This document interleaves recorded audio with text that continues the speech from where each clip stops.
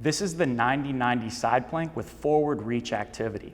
The purpose of this activity is to be able to get us to use our obliques as muscles of exhalation and also to control a posterior pelvic tilt.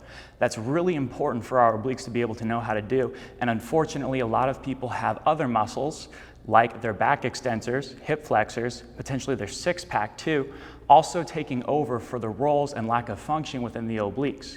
So by getting in this position, we're going to be able to give ourselves no choice but to use our obliques as muscles of exhalation while also strengthening them. So in order to set up for this activity, you want to be at a perfect 90-90 bend at both your knees and your hips. Your elbow is directly underneath your shoulder and the palm is turned up towards the ceiling. Now, this is the really important part.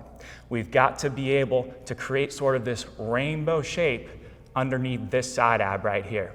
So I'm gonna push through my knees and that elbow, and I'm gonna really get high here.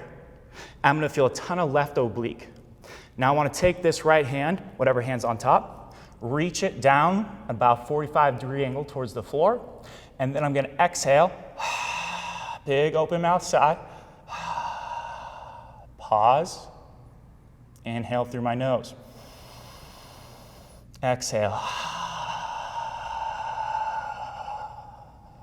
The number one mistake I see people make on this activity is they overextend their low back. Remember, we're trying to get the obliques to control pelvic tilt. So when we're up here, make sure you're not getting tired and starting to arch your back. Keep these ribs down, nice, but not too much, like this. Stay nice and stacked.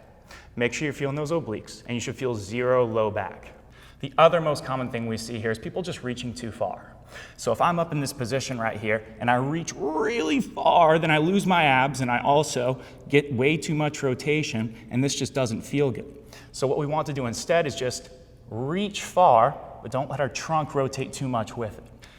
And the last thing we see people do here is that as they get tired, hips start to drop. That's not what we want, because that means we're losing our oblique. If we start to get here over time, then that's probably not too good. We want to keep those hips up, keep the reach.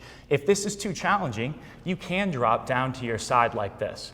And then you can just hike up here and reach, and you should still feel a lot of oblique.